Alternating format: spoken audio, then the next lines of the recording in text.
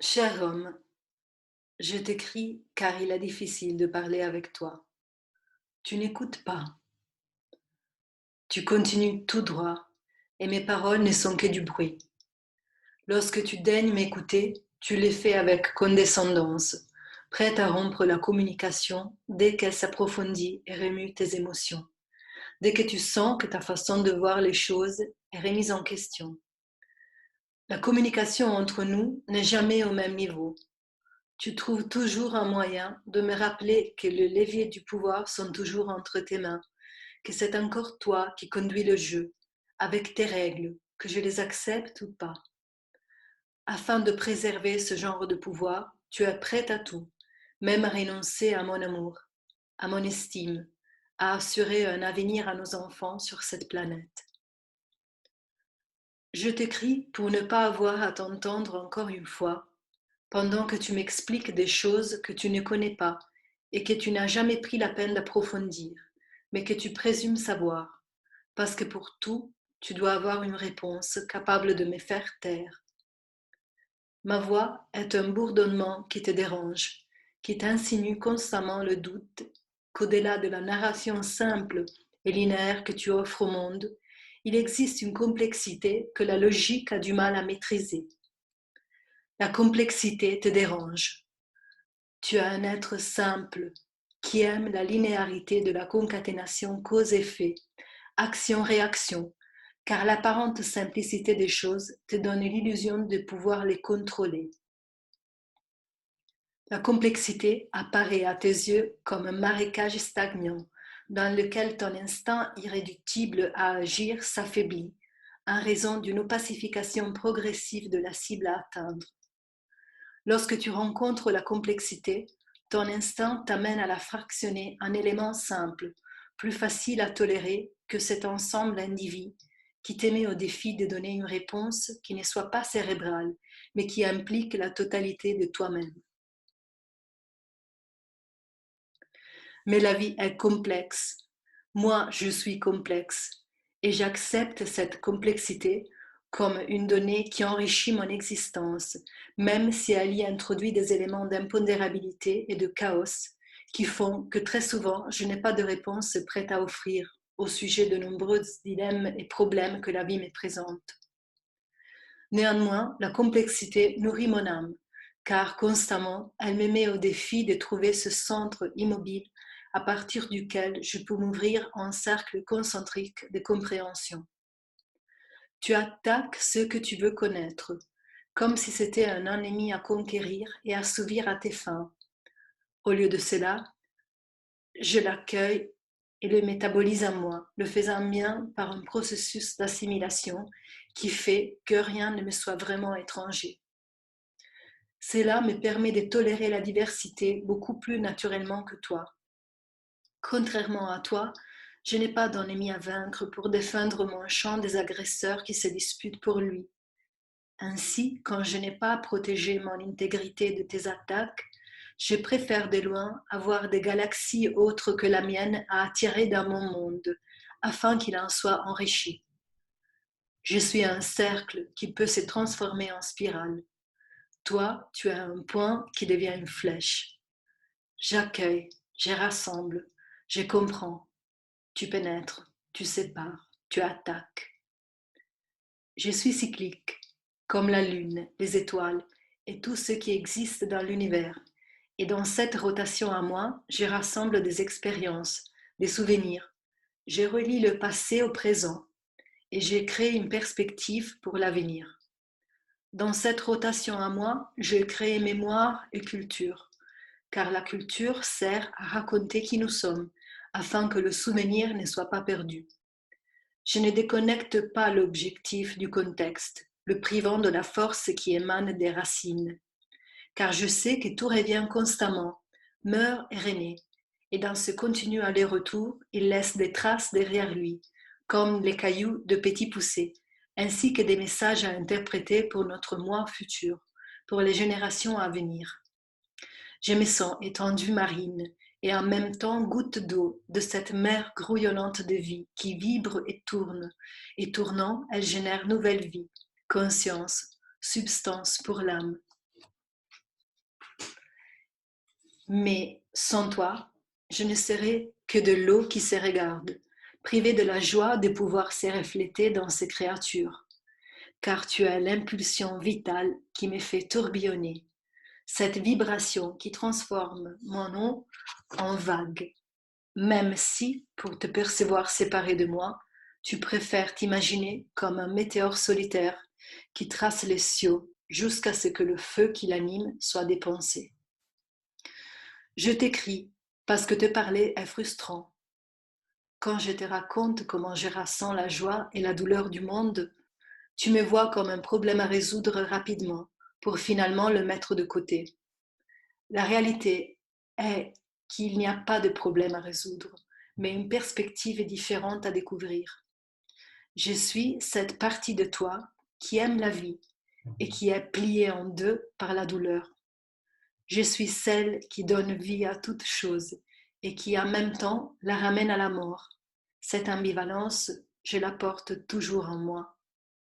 Pour toi, cependant, les choses doivent être blanches ou noires, bonnes ou mauvaises, sans nuance, sans mélancolie. Quand tu me vois triste, sache que je ne suis pas déprimée.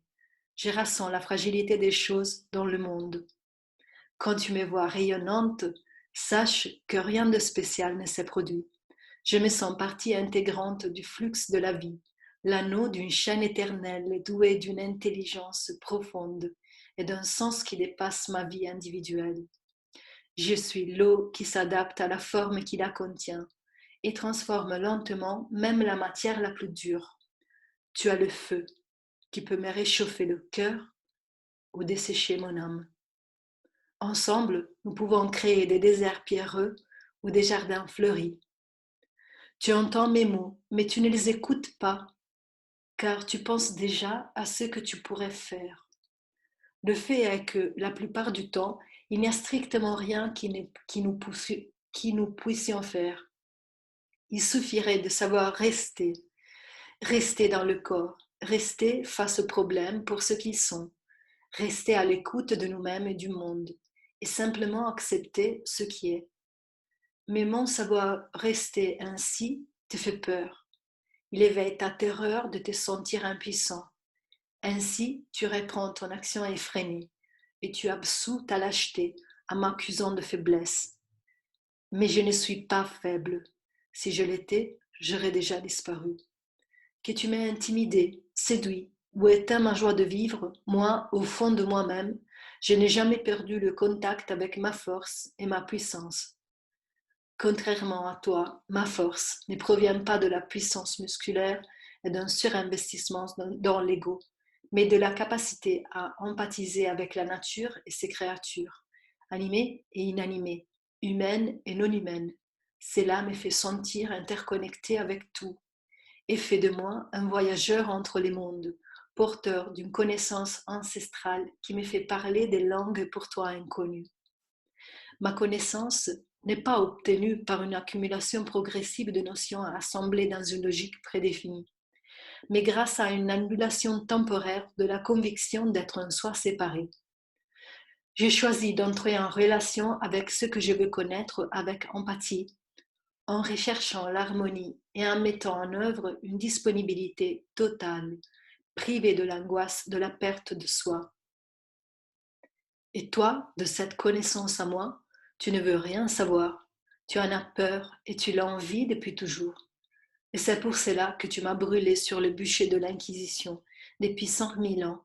Tu as mené une guerre non déclarée, dans laquelle tes armes ont été l'arrogance, le manque d'écoute et de considération, la dévalorisation, le dénigrement, l'avilissement, l'asservissement, jusqu'à en arriver aux abus, le viol, les mutilations, le meurtre. Quand Ève offrit à Adam le fruit de l'arbre de la connaissance du bien et du mal, le Dieu créé par les hommes l'a puni. Il ne pouvait pas faire autrement, car les hommes auraient pu partager cette connaissance avec les femmes seulement en développant des qualités typiquement féminines, telles que la sensibilité et l'empathie. Et cela était et est pour toi inacceptable. Ceci est le péché originel d'Ève, d'être naturellement porteuse dans le corps d'une connaissance qui ne s'acquiert pas par l'apprentissage des notions, mais de façon viscérale. Une connaissance à laquelle les hommes peuvent puiser seulement à travers une transformation substantielle d'eux-mêmes qui s'effectue, surtout en abandonnant la prétention du contrôle de l'irrationnel. Combien de fois je me sens accusée d'être lunatique, irrationnelle, utérine, uniquement parce que je décris la réalité de la manière particulière dont je la ressens, en m'éloignant de la pensée unique masculine. J'ai ressens, oui, j'ai ressens. Et ces sentir est ma force. Il me rend libre, quelle que soit la stratégie que tu mets en place pour me soumettre et me faire taire. J'ai ressens. Et je sais que je peux faire confiance à ce que je ressens, car il vient d'une partie profonde de moi qui parle avec la voix d'un lac paisible et incontaminé, au contact duquel même la personnalité de surface, soumise aux fluctuations du devenir, se tait et apprend. J'ai ressens. Et pour ressentir, je ne sépare pas de moi l'objet de ma connaissance, le considérant autre que moi, mais je crée un espace neutre dans lequel la vision dualiste se dilue dans le partage, me réconciliant ainsi avec l'altérité apparente du monde. Cela me permet de me sentir ensemble avec le monde, jamais seul, jamais isolé, mais intégré profondément dans ce réseau de relations et d'énergie que nous appelons la vie. Quand je te parle, mes paroles participent de cette communion avec la création. Ces paroles sont à moi et non à moi. Elles reflètent la façon dont je vibre à l'unisson avec les arbres, les rivières, les montagnes, la lune, le soleil et les planètes. Mon ressenti donne voix à ce qui ne s'exprime pas avec les mots. Et cependant, il est ici, vivant, et souhaite communiquer avec toi. Je suis naturellement chargée de devenir canal, afin qu'à travers moi, la vie sur cette planète puisse être actualisée. Ce canal ne s'active pas seulement pour générer une nouvelle vie, mais aussi pour donner la parole à ce qui n'a pas un langage pour s'exprimer compréhensible pour toi. J'écoute. Je sais devenir vide pour écouter. Ce que j'écoute, je te le communique, afin que tu puisses trouver paix et consolation, afin que tu puisses t'arrêter pour réfléchir au sujet de l'aversion invincible que tu éprouves pour ton humanité fragile. Mais mes mots tombent dans le vide de l'indifférence et de l'incompréhension. Je parle une langue autre qui, dans la meilleure des hypothèses, te déconcerte si elle ne te dérange pas, et qui, en fin de compte, nous sépare encore plus. J'ai essayé en vain de te rendre accessible mon monde intérieur, et cette incommunicabilité entre nous fait que le but le plus élevé de ma présence sur cette planète reste malheureusement non atteint. Ma capacité d'écoute crée partage, collaboration, paix. Ta surdité, face à la quantité monstrueuse de douleurs que tu génères dans le monde, n'est fait que nourrir l'hostilité, l'égoïsme, l'exploitation, la pauvreté et la mort. Je ne sais plus comment faire pour que ma voix arrive jusqu'à toi. Il ne reste plus beaucoup de temps. Le vent est en train de changer, comme un bruissement qui vient de loin.